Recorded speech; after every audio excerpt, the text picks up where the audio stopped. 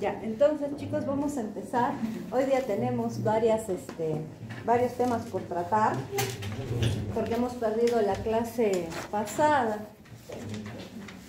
Entonces, vamos a empezar por los dos últimos endoparásitos que vamos a ver, que son hemohistoparásitos. Tenemos el Trypanosoma cruzi, que nos produce la enfermedad de Chagas, y a Leishmania, que igual nos produce la enfermedad de leishmaniosis o leishmaniasis. Entonces vamos a empezar por la enfermedad de Chagas. Y la enfermedad de Chagas es muy importante para nosotros, sobre todo en nuestro medio. ¿Por qué? Porque nosotros somos considerados como una zona endémica en donde hay esta enfermedad. Entonces tenemos la obligación de saber exactamente quién la produce, cuál es el vector transmisor y también saber cómo es ese vector transmisor, aprender de eso. ¿Listo? Entonces vamos a empezar. La enfermedad de Chagas entonces está producida por un parásito. ¿Cómo se llama este parásito?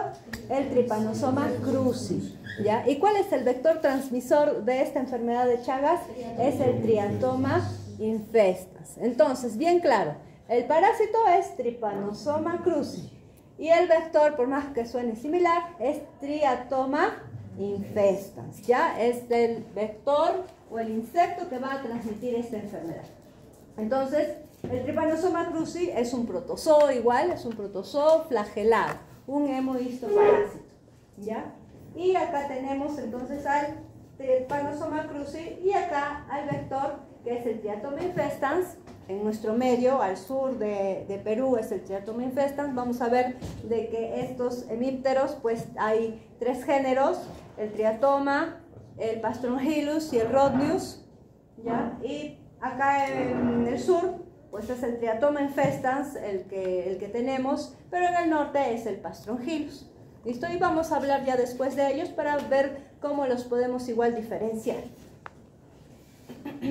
Entonces, este Trypanosoma cruzi pues va a presentar tres formas en su ciclo evolutivo. ¿Y cuáles son estos estadios por los cuales va a pasar? Va a pasar por el estadio de tripomastigote, el estadio de amastigote y el estadio de epimastigote.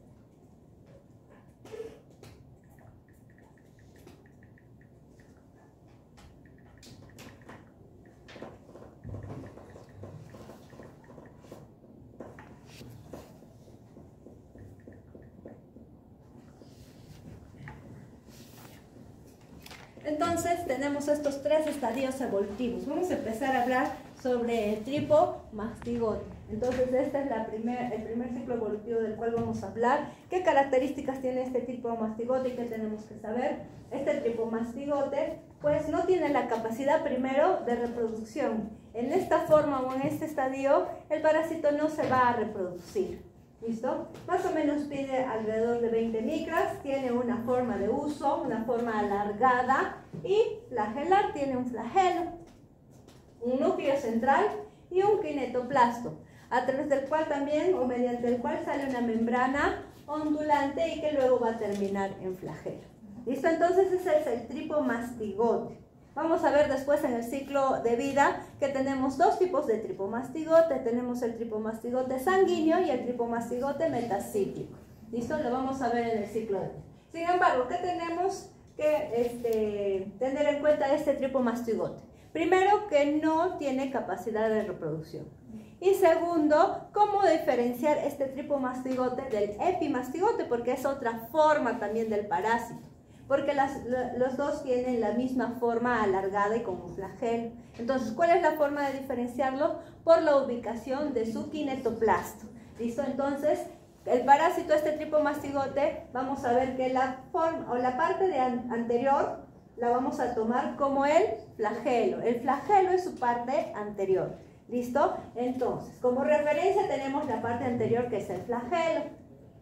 Tenemos el tripomastigote de forma alargada, de forma de uso, y este es el núcleo. ¿Listo? Entonces, el kinetoplasto en el tripomastigote va a estar posterior al núcleo, porque tenemos la referencia que esta es su parte anterior. Entonces, el kinetoplasto va a estar posterior al núcleo, y este va a ser entonces el tripomastigote.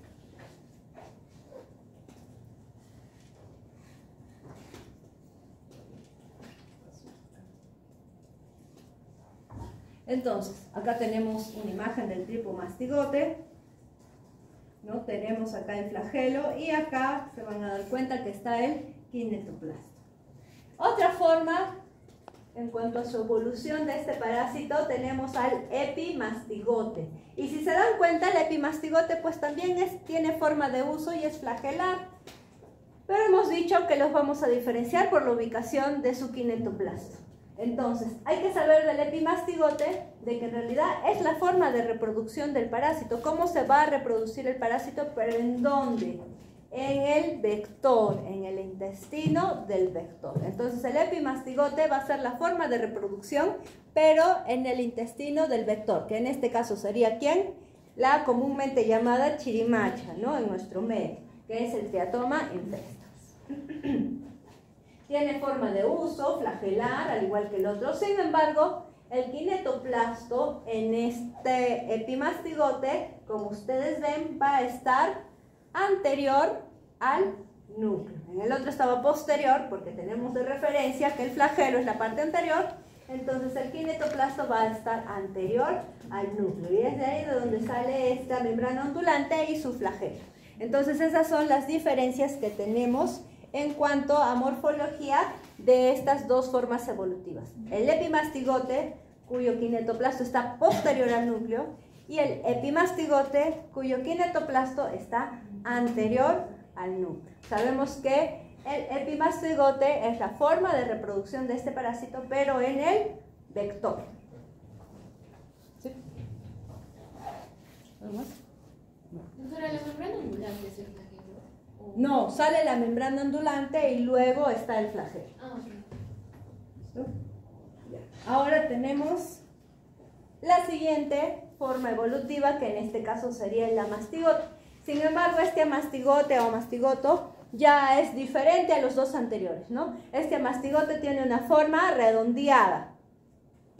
Y tenemos que saber que este amastigote es intracelular y es la forma de reproducción de este Trypanosoma cruzi, pero en el mamífero. En este caso también sería la forma de reproducción de este parásito, pero en nosotros, en los humanos.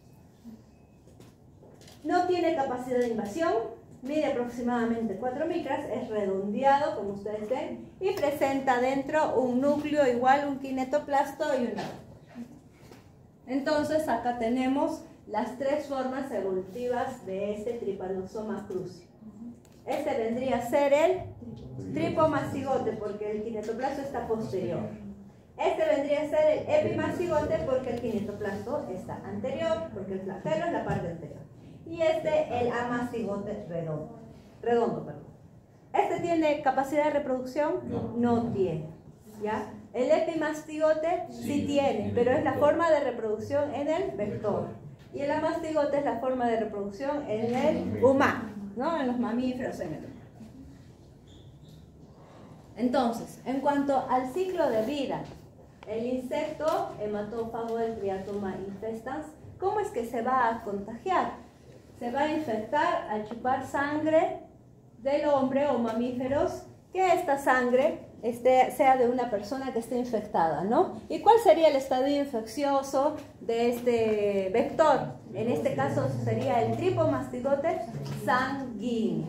¿Listo? Es el tripomastigote sanguíneo la forma infectante para este vector. ¿no? Esta chirimacha va a picar a una persona y justo esta persona está infectada con la enfermedad de Chagas, ¿no? Con este Trypanosoma cruzi. ¿Cómo es que se va a infectar? A través de succionar sangre que contenga estos tripomastigotes sanguíneos. Llegan al aparato digestivo, entonces estos tripomastigotes sanguíneos en el vector, en esta chirimacha, van hacia el intestino medio, donde se van a convertir ¿en qué? En epimastigotes. Entonces, ¿dónde es que vamos a encontrar los epimastigotes? En el vector. ¿Listo? Y que hemos dicho que es su forma de reproducción en este vector. Estos se reproducen entonces por fisión binaria. Y luego estos epimastigotes van a pasar al intestino posterior de esta chirimacha, de este Triatoma infestas, para convertirse en tripomastigote metacíclico. ¿Dónde es que va a estar este tripomastigote metacíclico? En las heces del vector, ¿no es cierto? Porque está en el intestino posterior, en las heces del vector. Entonces tripomastigote metacíclico sería la forma infectante ¿para quién? Para el huésped vertebrado, en este caso para los mamíferos o para el hombre. Entonces, ¿cuál es la forma infectante para el vector? El tripomastigote sanguíneo. Y la forma infectante para nosotros, el tripomastigote metacíclico.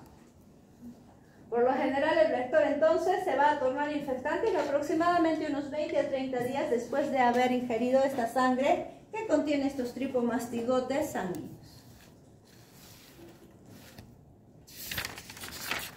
Estas chirimachas infectadas, al picar al hombre o a los mamíferos y después de ingerir la sangre, defecan sobre la superficie. Entonces, ¿qué queremos decir acá?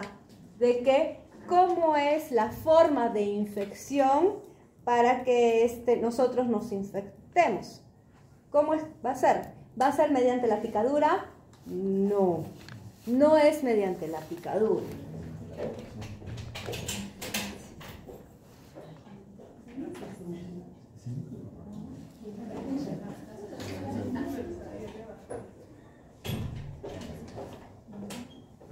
Entonces, ¿cuál es el mecanismo de infección? El mecanismo de infección para malaria era la picadura, ¿no? Porque ¿dónde es que se encontraban estos parásitos? En las glándulas salivales. Y a través de la picadura, pues Anófeles inoculaba estos parásitos. Sin embargo, acá en la enfermedad de Chagas, el mecanismo de infección no es la picadura. A través de la picadura no es que va a salir el parásito. El parásito va a salir por las heces del triatoma, de la chirimacha. Dijimos que el tripomastigote metacíclico, ¿dónde es que se encuentra? En el intestino posterior. Y en el intestino posterior va a salir con las heces. Entonces, esta chirimacha tiene la particularidad de que cada vez que va a alimentarse o a succionar sangre al momento de picar, pues a su vez también en simultáneo va a defecar y va a eliminar sus heces. Y estas heces, si es que esta chirimacha está infectada, pues va a eliminar al tripomastigote metacíclico. Entonces, los mamíferos se infectan, como dice acá, con las heces del vector. ¿Ya? No, si les ponen forma de infección a través de la picadura, no, es falso. ¿Ya?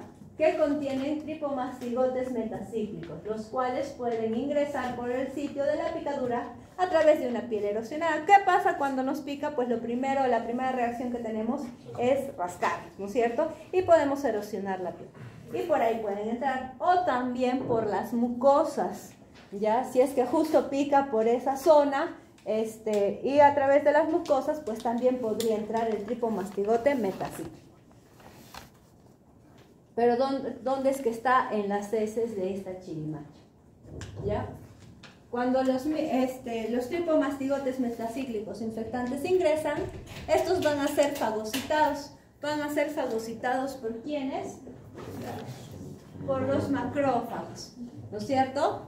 Y entonces estos tripomastigotes metacíclicos van a transformarse en amastigotes, que es la forma de reproducción en el hombre o en los mamíferos. ¿Listo? Igual por fisión binaria. Entonces, dentro de las células solo vive el amastigote.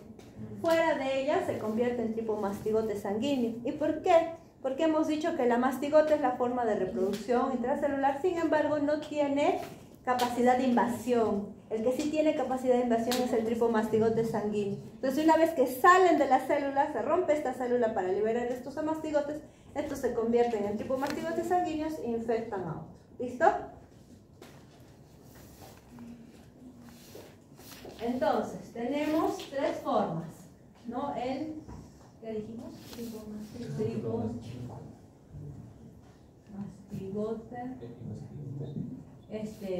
Primero, metacíclico que ya hemos visto, ¿no? Metacíclico. Y también, ¿quién sería? Sí, está bien. Pero, aparte tenemos el epimastigote.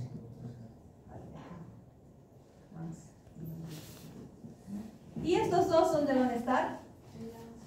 En el vector, ¿no es cierto? Este va a ser la forma infectante, ¿sí? Y este va a ser la forma de reproducción, ¿no? Todos estos dos van a estar en el vector. Y luego el tripomastigote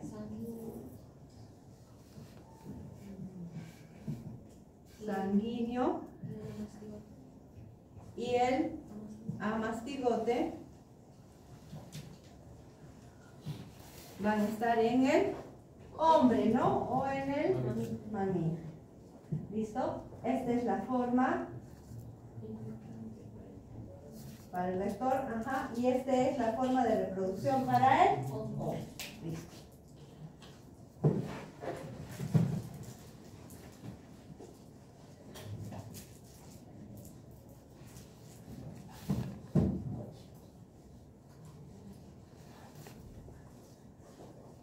Entonces, el tripomastigote sanguíneo llega a la circulación para luego invadir diversos órganos, ¿no? Y penetran en las células y se transforman en amastigotes. El amastigote, hemos dicho, no tiene capacidad invasiva. El tripomastigote sí tiene capacidad invasiva. En esta etapa, entonces, de alta parasitemia de este parásito, pues coincide con la fase aguda de la enfermedad, ¿no? ¿Cuánto es que dura aproximadamente? Unos 10 a 15 días. Y se caracteriza entonces por una multiplicación intensa o elevada de estos parásitos, lo que provoca, como les dije, una elevada parasitemia. La aparición de los parásitos en la sangre ocurre aproximadamente 7 a 14 días después de haberse infectado esta persona. Entonces acá tenemos el ciclo de vida. Primero tenemos a este vector, ¿no? El triatoma infestans. Este es el vector. Entonces, este triatoma infestans, digamos que ya está infectado, ¿no es cierto? Está infectado con este Trypanosoma cruzi. ¿Qué es lo que va a eliminar? Va a eliminar tripomastigotes metacíclicos. ¿A través de qué? De las heces, al momento de picar. Estos tripomastigotes metacíclicos pueden ingresar a través de la piel erosionada o también a través de las mucosas. Entonces, en el hombre, ¿qué vamos a tener? Que estos tripomastigotes metacíclicos se van a transformar luego en amastigotes dentro de la célula, ¿no?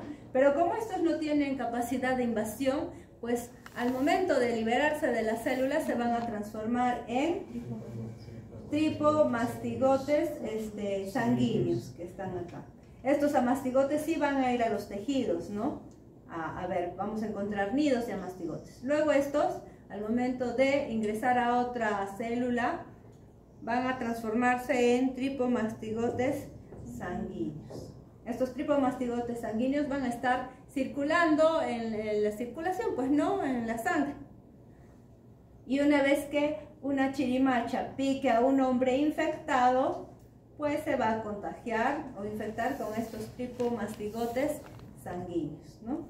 En esta chirimacha, luego estos tripomastigotes van a ir al intestino medio, ahí se van a transformar en epimastigotes, que es la forma de reproducción del parásito en el vector.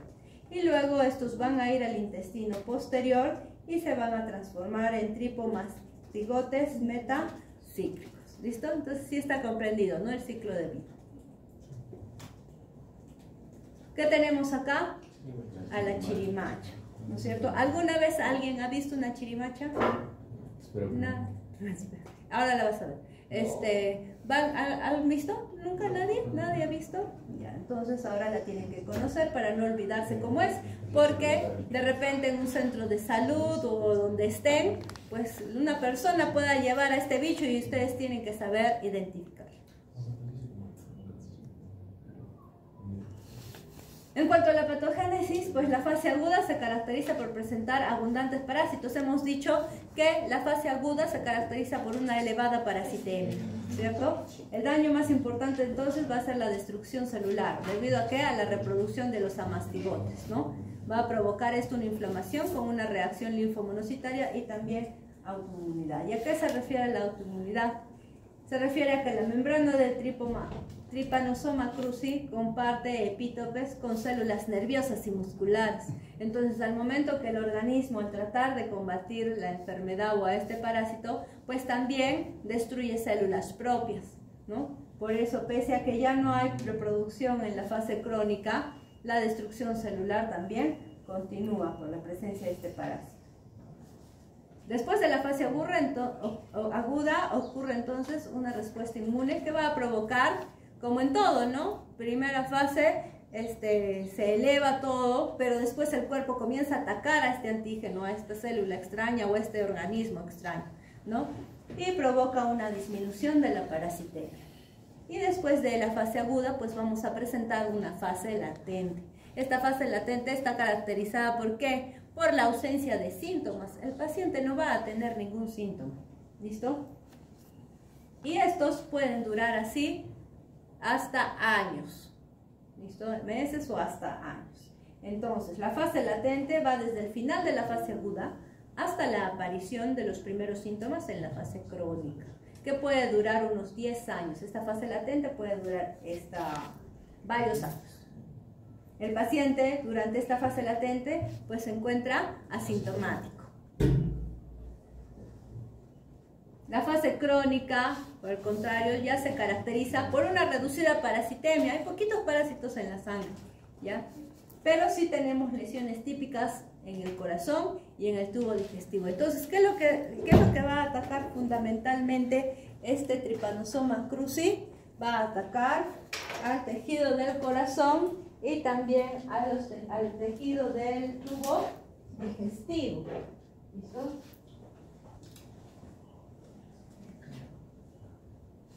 ¿Qué vamos a tener?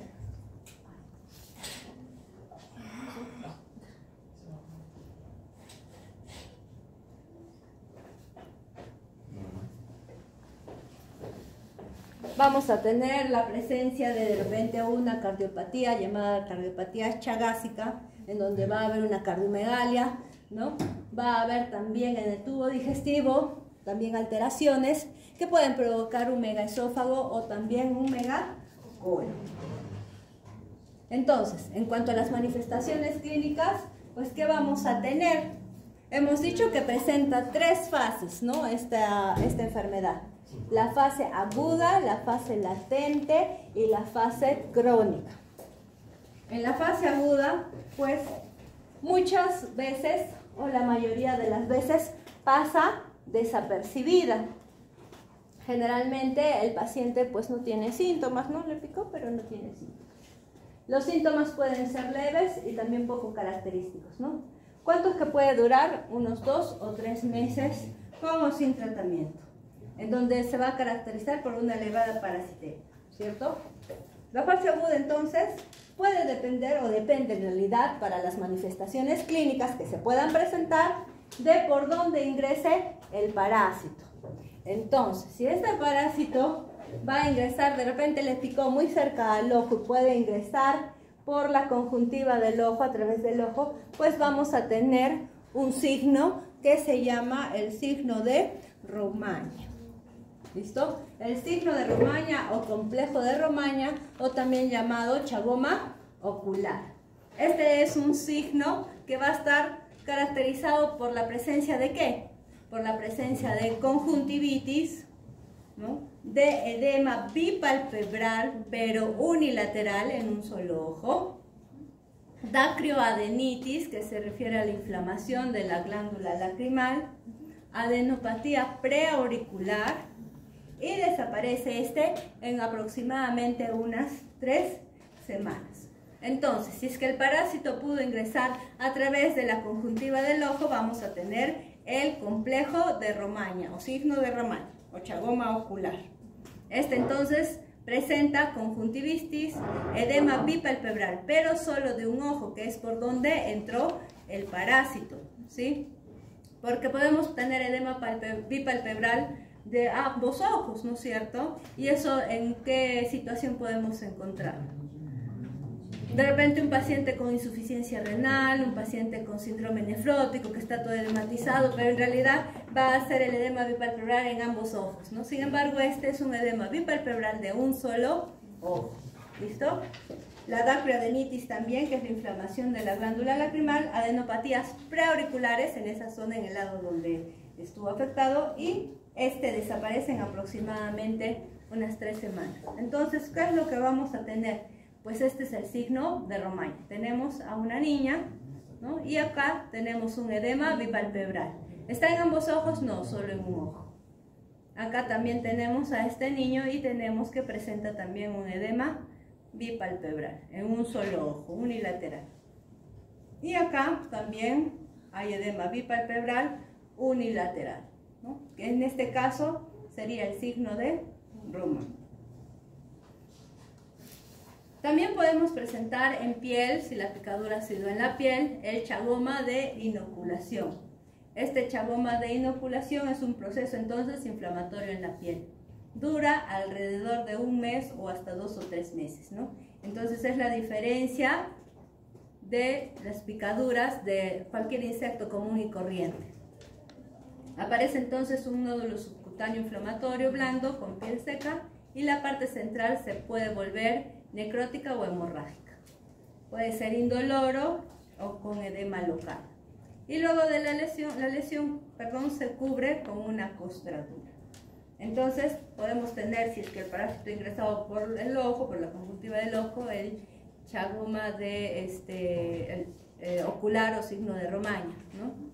En la piel podemos tener alguna manifestación, ¿no? Un chagoma de inoculación, un proceso inflamatorio que puede ser como una picadura en realidad, pero ¿qué es lo que pasa? Que dura mucho más tiempo que cualquier picadura común y corriente. Entonces tenemos también el chagoma de inoculación, ¿no? La inflamación en la piel. Entonces, aparte de esto, en la fase aguda, ¿qué signos o síntomas generales puede presentar este paciente? Hemos dicho que muchas o la mayoría de veces pues pasa desapercibida en las personas que se han infectado, pero si no, pueden presentar fiebre, pueden presentar macro y micro poliadenopatías, hepato y esplenomegalia, cardiomegalia, también velamiento de los ruidos cardíacos, alteraciones en la conducción de la actividad cardíaca, produciendo también arritmias, ¿no? Y en algunos casos, miren, hasta puede presentar el paciente una meningoencefalitis, sobre todo en niños menores que no tienen un sistema inmune pues más adecuado, o también todo esto podría presentarse ¿en qué? En personas inmunodeprimidas, ¿no? En la fase latente, ¿qué hemos dicho? La fase latente pues no tiene sintomatología, ¿no? Y puede durar mucho tiempo. Hay baja parasitemia también. Este periodo se inicia 8 a 10 semanas después de la fase aguda, ¿no? Y puede durar muchos años. El parásito se encuentra en sangre, sí lo podemos encontrar, pero en un 20 a 60%. Se estima entonces que un 30% de los individuos en la fase latente tendrán daño cardíaco, digestivo o neurológico en 10 a 20 años después, ¿no? Cuando ya presenten la fase crónica.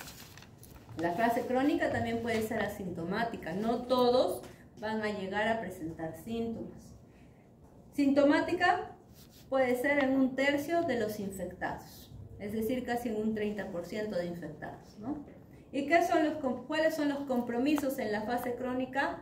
Pues en la fase crónica ya hemos dicho que los compromisos son a nivel sobre todo cardíaco y también a nivel del tubo digestivo.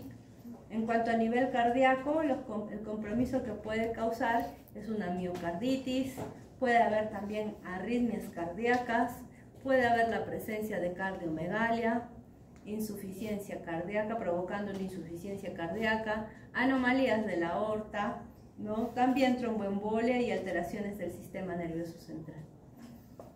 En el megaesófago puede presentarse ¿qué? La disfagia o la pirosis, ¿no? Como sintomatología.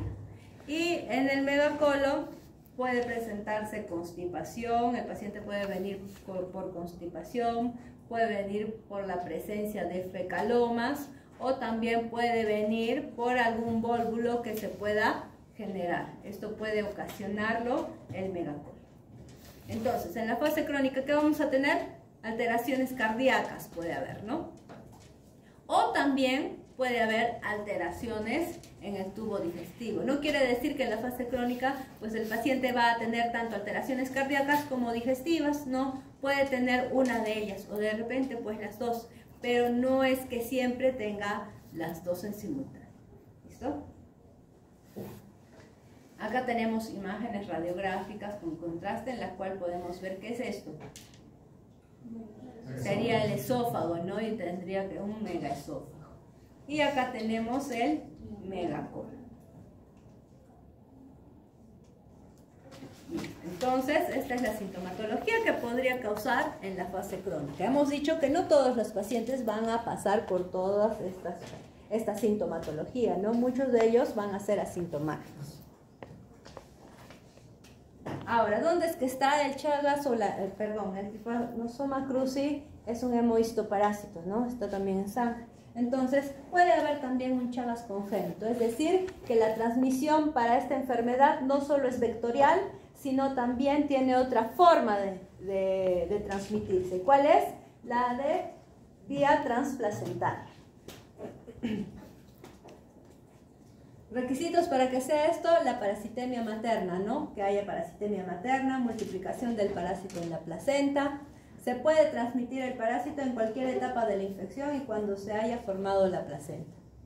Es responsable entonces este Chagas congénito de un 10% de abortos espontáneos o de partos prematuros, ¿no? En cuyo caso los niños pueden nacer con fiebre o con hepatosplenomegalia. ¿Qué dice acá? Que el 90% de los recién nacidos con Chagas congénito nacen en realidad asintomáticos, pueden nacer asintomáticos. Entonces un 10% de estos van a ser sintomáticos, ¿no? Y que también dice acá que entre un 10 y 20% de las madres infectadas pueden transmitir el parásito al feto. Entonces, si la madre está parasitada, pues un 10 a 20% de estas pueden transmitir al feto el Chagas, provocando un Chagas congénito, ¿no? Y aparte, solo un 10% de los recién nacidos podrían nacer con alguna sintomatología, porque el 90% son asintomáticos. Entonces acá tenemos un pacientito, un recién nacido, el cual ha nacido con un Chagas congénito y en el cual pues vamos a ver la presencia de una cardiomegalia, ¿no? Prácticamente el corazón está ocupando todo el tórax del bebé, ¿no? Y también tenemos que este recién nacido podría nacer con una hepatosplenomegalia. Entonces tenemos dos formas de transmisión. La vectorial, que es la más importante y la más común, ¿ya? La transmisión transplacentaria y también la transmisión posttransfusional, porque hemos dicho que este parásito está en sangre. Esta transmisión posttransfusional ocupa el segundo lugar después de la infección por vectores, que sería a través de la chirimacha. El periodo de incubación varía entre 1 a 3 meses, se presenta o el paciente puede presentar fiebre moderada, linfadenopatías y esplenomegalia, ¿no? Los síntomas sí desaparecen, pero la infección nunca va a desaparecer, va a estar ahí siempre.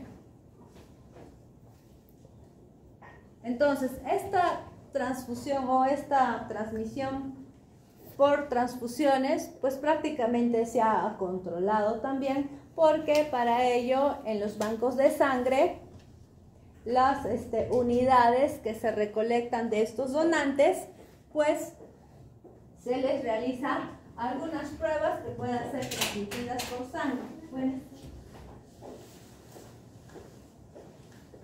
¿Y cuáles son estas pruebas por las cuales pasa esta unidad de sangre? Que son pruebas de tamizaje, ¿no? Que se hacen para los donantes. Son el VIH, la hepatitis B, tanto el antígeno de superficie como el core, la hepatitis C, el sífilis, Chagas y HTLV, ¿no es cierto? Entonces son esas pruebas las que se realizan en todo banco de sangre. En el Perú por lo menos son esas 7 pruebas las que se realizan y no se puede transfundir a una persona las unidades que no hayan sido tamizadas con estos 7 marcadores. Entonces vemos que uno de los marcadores incluye el Chagas. Entonces por eso las transmisiones posttransfusionales pues prácticamente han sido controladas, ¿no? Pero sabemos que también todas estas pruebas que se hacen en la sangre son pruebas serológicas y que aparte todas estas pruebas, a pesar de que puedan ser por PCR, por ácidos nucleicos o lo que quieran, siempre van a tener un periodo de ventana. Entonces es importante también saber. En cuanto al diagnóstico, ¿qué vamos a hacer? El diagnóstico lo hacemos con la sospecha clínica, ¿no? Primero, la sospecha clínica en la fase aguda, ¿cuál va a ser? Primero, por donde pase o por donde haya ingresado el parásito, ¿no? De repente el paciente puede tener este signo de Romanos, o también el chagoma ocular, el chagoma de inoculación, o también puede presentar miocarditis, miositis, hepatosplenomegalia, meningoencefalitis, ya hemos dicho, sobre todo en inmunodeprimidos o en niños menores, ¿no? Esa es la sospecha clínica en la fase aguda. En la fase crónica, ¿qué vamos a tener?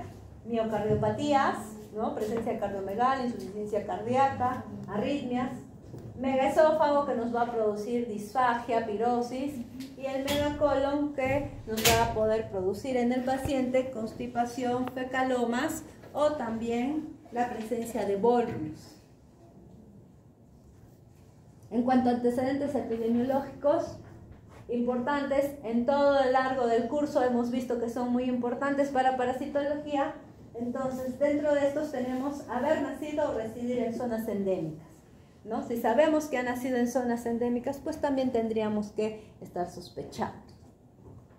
El conocimiento de los triatominos, pues sí, es importante. ¿Por qué? Porque si una persona sabe cómo es una chirimacha, es porque la ha tenido presente en su domicilio o cerca de él, ¿no? La conoce, ya ha estado de repente en contacto con ella. Ustedes nunca la han visto, ¿no? Nunca han tenido nunca la han visto por su casa o por donde han estado. Pero hay muchas personas que en sus casas, pues sí, las conocen, porque las han visto, porque están con ellos, conviven con ellos. Estas chirimachas son domiciliarias en realidad, ¿ya? Y sobre todo la picadura de triatominos, ¿no? También una persona dice, sí, en mi casa hay chirimachas, he tenido chirimachas, ya han fumigado, pero he tenido chirimachas en mi vecino, donde quieras, ¿no? Y también varias veces me han picado, pues, ¿sí? Entonces, este antecedente es importante porque también nos ayuda para dirigir nuestro diagnóstico.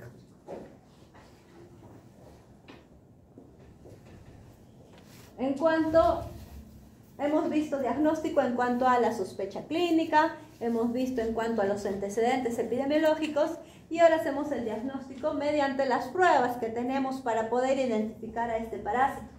Los métodos parasitológicos, pues tenemos primero los métodos directos y luego los métodos indirectos. En cuanto a los métodos directos, generalmente van a ayudar cuando la enfermedad se encuentra en fase aguda. ¿Y por qué? Porque en la fase aguda pues tenemos la presencia de estos parásitos en sangre, ¿no? Hay una elevada parasitemia. Entonces ahí podemos buscar a estos parásitos en sangre. ¿Qué podríamos hacer? Un examen de sangre en fresco, ¿no? Poner una gotita de sangre en una lámina portaobjetos, la cubrimos con un cubreobjetos y lo miramos al microscopio para ver la presencia de ¿qué? De los tripomastigotes, ¿no es cierto? Entonces, visualizar el tripomastigote en sangre obtenida por punción digital o por extracción de vena periférica, ¿no? En la fase aguda se pueden encontrar el parásito hasta en un 90%. Sin embargo, ¿es fácil identificar la fase aguda de esta infección?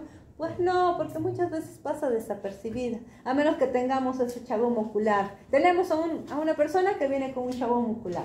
Esta persona es de Arequipa. Esta persona le preguntamos por si conoce las chimales y le dice, sí, claro que sí, me han picado varias veces. Entonces, ya pues tenemos que estar sospechando, ¿no? Pero entonces, tener en cuenta que estos métodos parasitológicos directos solo ayudan en la fase aguda.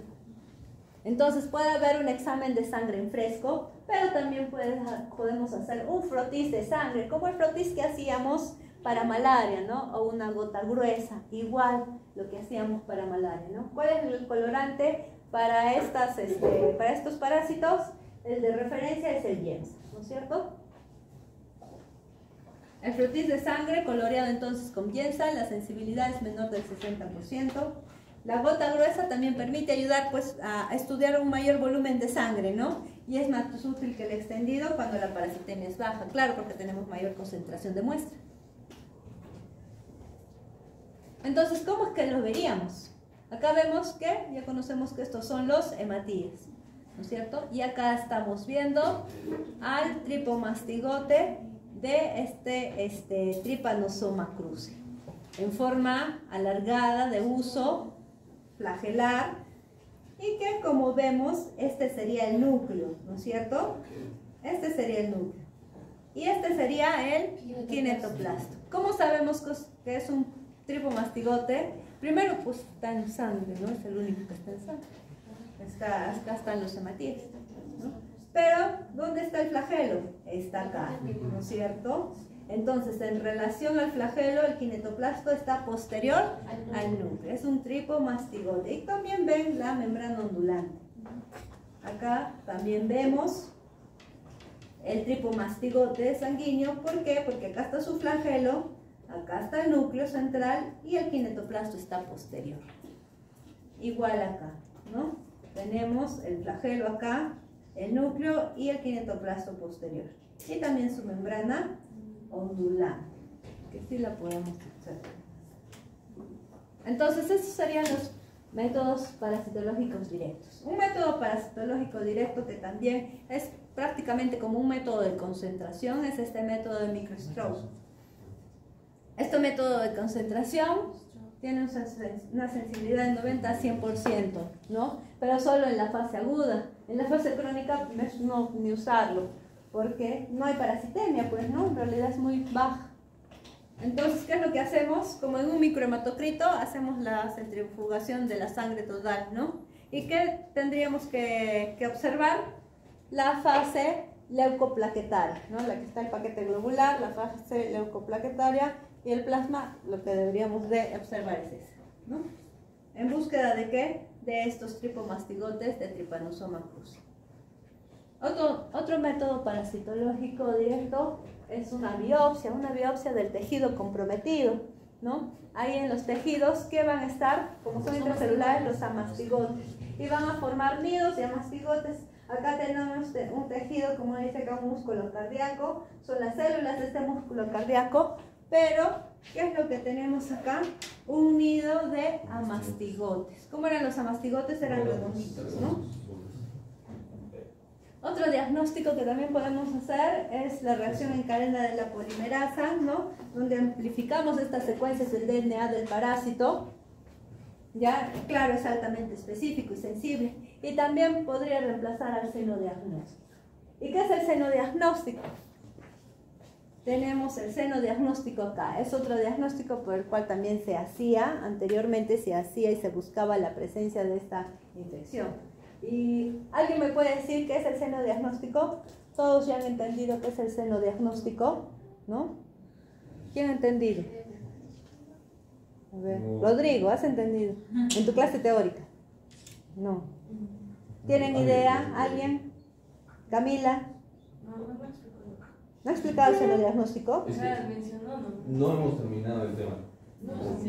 ¿Cómo vamos el show.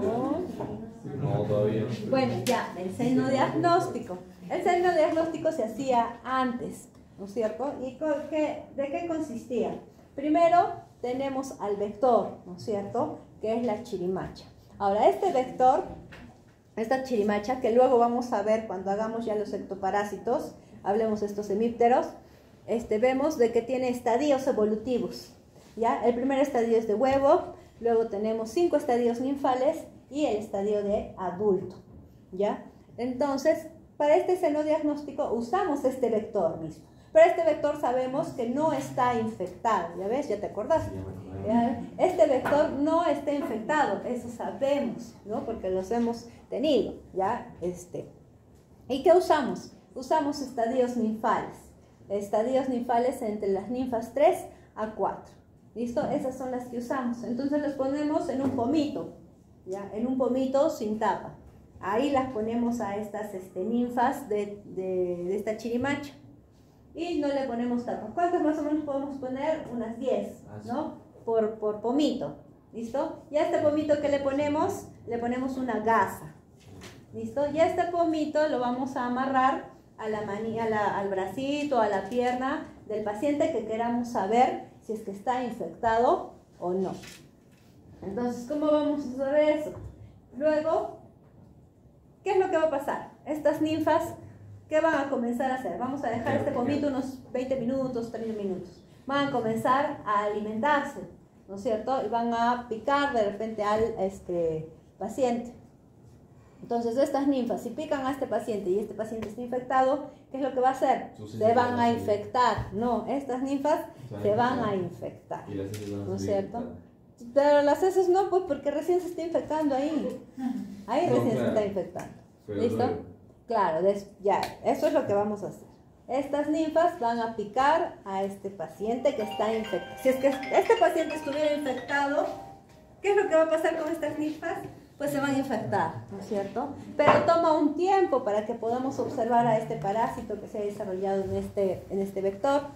Entonces, las lecturas que vamos a hacer, por eso es muy engorroso, porque también ocupa mucho tiempo, ¿no? La lectura se hace a los 30, 60 y hasta puede ser los 90 días, ¿no? ¿Dónde? ¿Qué es lo que vamos a observar? ¿Dónde es que se va a alojar el parásito en el vector? En el intestino posterior, ¿no? Y ahí, ¿qué vamos a buscar? Podemos buscar tripomastigotes metacíclicos o también epimastigotes. ¿Listo? Entonces, ¿cómo es que los vamos a buscar? Simplemente a estas chirimachas lo que vamos a hacer es apretarles la pancita, el abdomen.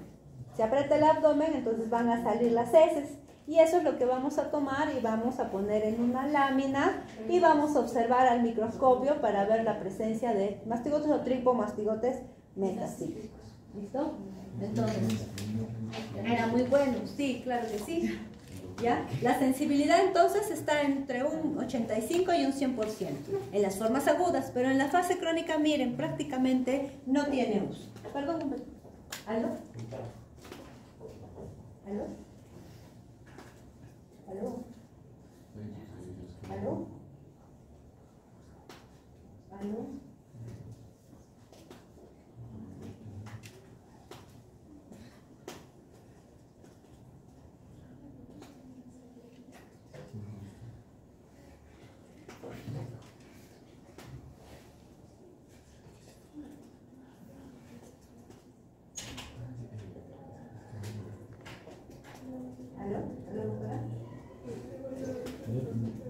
Sí, me va a dejar.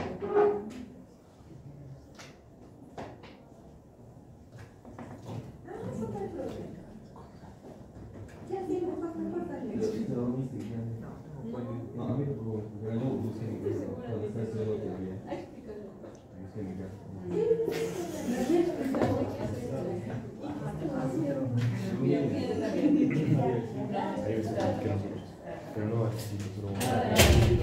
Ya, entonces, ya todos entendieron cómo es el senodiagnóstico, ¿no es cierto? Sensibilidad tiene solo en la fase aguda, porque es donde tenemos la más alta parasitemia, 85 a 100%. En las fases crónicas, pues nada, no hay muchos parásitos en la sangre, entonces, ¿cómo se infecta? Y esta es la imagen que tenemos, ¿no? La piernita del paciente, Acá tenemos el gomito, la cajita, y dentro de esta cajita pues están estas ninfas. Y han visto que esta cajita tiene una mallita nada más, ¿no? Y la amarramos. Acá ya la van a amarrar, ¿no? A la piernita. Esos son métodos parasitológicos directos. ¿Listo? Generalmente usados, pues la verdad que ya no mucho. ¿Ya? Tendríamos que saber que estamos presenciando la fase aguda para poder tener una buena sensibilidad con estos métodos. ¿Listo? Los métodos que usamos también parasitológicos indirectos, pues estos nos ayudan en la fase crónica. ¿Listo? El diagnóstico entonces se realiza en la fase crónica mediante la detección de anticuerpos, ¿no?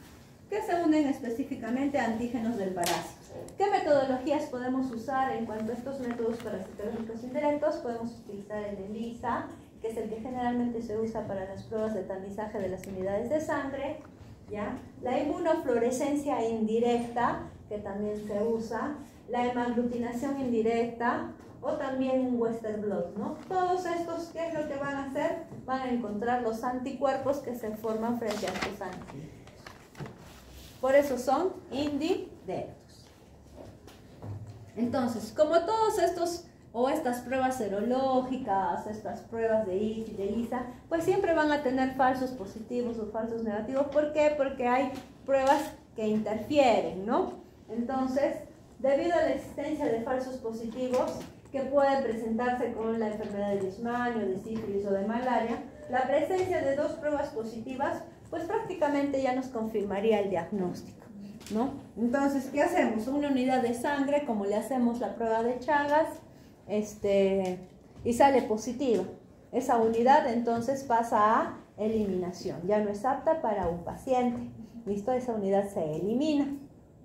Entonces, ¿qué es lo que hacemos? Se ponen en contacto con este donante, ¿no? Y se le informa, ¿sabes qué? Tu prueba de Chagas ha salido positiva. Entonces tendría que ir donde un médico a ver por qué, ¿no? Primero el médico tendría que tomarle una nueva prueba para ver si esta sigue saliendo pues positiva, ¿no? Y también ahí le va a comenzar a preguntar, por este paciente ni cuenta se da que tiene Chagas, ¿no? Hasta el momento no ha tenido ninguna sintomatología, ningún signo, ni nada. Sin embargo, a medida que le va preguntando, siempre les va a decir, ¿y tú conoces a las chirimachas? Sí. Sí, varias veces me ha picado. Ya ahí está, ¿no? Entonces ahí está hecho el diagnóstico, en realidad es una prueba sí, que sí es positiva, pues, ¿no? Pues. Chicos, hay que atender, ¿qué están haciendo? Ya, entonces, en cuanto a la prevención y la epidemiología, la enfermedad de Chagas entonces es una parasitosis de amplia distribución en América Latina. Si van a ver, en toda América Latina pues hay la presencia de esta enfermedad de Chagas. Acá en América del Sur, uno de los países con mayor incidencia de esta parasitosis es Brasil. Bien, ¿no? Y nosotros acá en Perú, pues son las zonas del sur del Perú, entre ellas incluida Arequipa, y también la zona norte.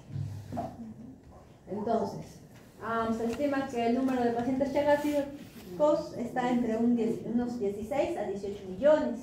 Constituye un problema de salud pública en ciertas zonas, sí, sobre todo en Brasil, Venezuela, Chile, Argentina, Uruguay, Bolivia, Perú y en algunos países de Centroamérica. Quiere decir que prácticamente todos los países de América del Sur pues están tomados por este parásito, ¿no? Y acá tenemos un mapa en el cual todas las zonas rojas pues son zonas endémicas, ¿no? Y en Perú, como ven, acá tenemos una zona sur y una zona norte.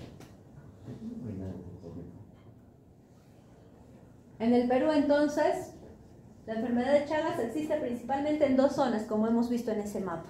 En la región suroccidental, en las cuales pueden estar las ciudades de Tacna, Moquegua y Arequipa, e Ica, con una sola especie. Acá el vector que prevalece es el Triatoma infestas. En la región, en cambio, nororiental del Perú, hacia el norte, ¿qué regiones tienen Chagas? La región de San Martín, ¿no? El departamento de San Martín, Amazonas y Cajamarca, con varias especies de triatomas, destacando en la zona nororiental del Perú el vector que es del género del Pastrongyllus. ¿Listo? Este es el Pastrongyllus, el que predomina en el norte. Pero acá, en nuestro medio, en Arequipa, en la región sur, predomina el Triatoma infestans. ¿Cuántos tenemos? Tenemos 3. El Triatoma, el Pastrongylus y también el Rhodeus. Entonces, ¿qué factores favorecen la transmisión de la enfermedad? Primero, la más importante es el vector, la chirimacha que nos va a transmitir la enfermedad, ¿no es cierto? Este es un importante vector, la presencia del Triatoma infestans, porque tiene hábitos domiciliarios, su mayor actividad la realiza en la noche. Entonces sí, este vector o este insecto, esta chirimacha, generalmente es domiciliaria, está en las viviendas, en viviendas de material precario, de material rústico, no en viviendas con construcciones nobles, estucadas, sino viviendas que tienen material rústico, material en los cuales podemos tener ladrillo sobre ladrillo, o en todo caso acá en Arequipa tenemos muchas viviendas que tienen sillares, ¿no? Sillares sobre sillares, pero entre estos sillares o entre estos ladrillos, ¿qué hay? Hay grietas, hay agujeros, ¿no es cierto? Y por esas zonas, ahí es donde se esconden estos vectores, estas chirimachas. Su mayor actividad entonces la realiza en la noche. Estas chirimachas salen a comer o se alimentan sobre todo en las noches. La vivienda entonces, como les dije, con paredes agrietadas, techos de carrizo, paja, son refugios para el vector. En Arequipa, sobre todo estas casas de sillar y de ladrillo que no están estucadas, ¿no es cierto? Por esas grietas, ahí están. Ustedes en estas zonas de Arequipa, en estos distritos de Arequipa que puedan tener mayor cantidad o porcentaje de estas chirimachas, uno de ellos es el distrito de Tiabaya, ¿no? En donde hay. Entonces van a esas zonas donde hay unos muros, ¿no? Que hacen de sillar, solo un sillar encima del otro, no hay nada entre ellos, y todos esos sillares tienen grietas, ¿no? Pueden sacar un sillar y encima de ese sillar encuentran un montón de chirimachas, sus huevos, sus ninfas y todo. Entonces, la vida del insecto se ve favorecida entonces por la poca ventilación, la oscuridad y la falta de limpieza. ¿Cuál es el clima en el cual se puede distribuir este Triatoma infestans? Principalmente la altitud está entre los 500 a 2600 metros sobre el nivel del mar, a una temperatura de alrededor de unos 17 grados centígrados, ¿no? La humedad relativa también es favorable para su desarrollo. Entonces el microclima que se genera dentro de la vivienda pues es muy importante para el desarrollo de este parásito. ¿Listo?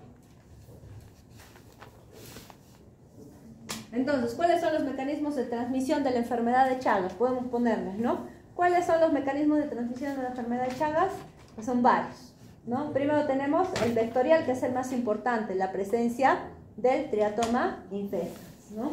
Tenemos también la transfusión sanguínea, post-transfusión, ¿no? A través de la sangre. Acá dice un 16%, pero este ya prácticamente está controlado por el estudio que hacemos a estas unidades de sangre. Tenemos también una transmisión congénita a través de vía transplacentaria, pudiendo provocar un Chagas congénito. Y otras vías a través de trasplantes. Tenemos nidos de estos amastigotes, ¿no? Entonces, a través de trasplantes de órganos o también accidentes de laboratorio, ¿no? Doctor, una consulta. En el libro decía que también se podía contagiar mediante la comida, si es que hay heces de mosquitos. No sé si... De los mosquitos no, de la chirimacha. En realidad puede que sí, ¿por qué? Porque en las heces está el tripomastigote metacíclico, ¿no es cierto? Y esto lo vamos a ingerir y adentro que tenemos las mucosas. Y a través de las mucosas puede diseminarse, entonces podría ser también. El control. Para la transmisión vectorial, la aplicación de insecticidas de alto poder de ataque y residual, ¿no? Entonces, ¿qué tenemos que hacer primero como control? Pues controlar al vector. Sin chirimachas, pues se corta el ciclo evolutivo de este parásito, ¿no? El mejoramiento de la vivienda pues también es muy importante, porque hemos dicho que estos parásitos se encuentran en estas zonas agrietadas, en estas zonas con poca iluminación, en estos agujeritos que hay entre estos muros, y ahí se pueden esconder. Para la transmisión no vectorial, el control ha sido, en cuanto a la transfusión sanguínea, se ha controlado a través de los bancos de sangre por las pruebas que se realizan a estas unidades, ¿no? ¿Cuál es el tratamiento? Pues el tratamiento ya lo han visto en la clase teórica, el methimidazol y también el nifurtimox.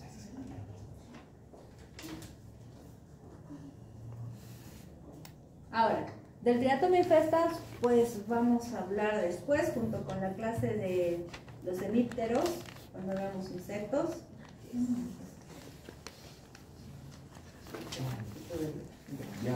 Entonces tenemos 3:15, 10 minutitos nada más, porque tenemos que terminar con leishmania, ¿ya?